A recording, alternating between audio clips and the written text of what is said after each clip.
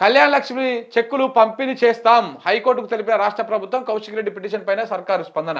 మరి ఎందుకు ఆపినా ఇన్ని రోజులు? ఆ పొన్నం ప్రభాకర్కి అయితే తినది అరుగుతలేనట్టుంది. ఆ ఎమ్మెల్యే ఇయ్యొద్దంట. ఏడా ఆయన హుజురాబాద్లో ఎమ్మెల్యే ఇయ్యొద్దు, వస్తే మేము ఇస్తాం, లేకపోతే మా కాంగ్రెస్ వాళ్ళు ఇస్తారు, లేకపోతే మీరే ఇయ్యిరి, ఎమ్మెల్యే మాత్రం ఇయ్యొద్దు అంటాడు. ఆయన స్థానికంగా గెలిచిన ఎమ్మెల్యేకు అధికారాలు లేవంట. సిటీకి నీటి కటకట, వనరుడిపైన జలమండలి ఆశలు. కృష్ణా గోదావరి జలాల తరలింపు సంక్లిష్టము. గోదావరి నుంచి వస్తున్నది 13.3 కోట్ల గ్యాలన్లే.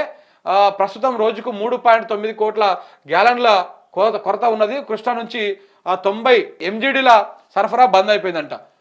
హైదరాబాద్లో కూడా తాగునీటి కష్టాలు, మళ్ళా ట్యాంకులు, మున్సిపాలిటీ ట్యాంకులు, ఈ కథ కార్ఖానం. అదే మేడిగడ్డలో దానిపైన అన్నారం సుందరిలో నీళ్లు ఉన్న నీళ్ళని పైకెత్తి అక్కడ ఎల్లంపల్లిలో వస్తే 14-15 TMS నీళ్ళు వచ్చేటివి. అద్భుతంగా వాడుకునేటువంటి అవకాశం ఉండే హైదరాబాద్కు. కానీ కిందికి వదిలేసారు.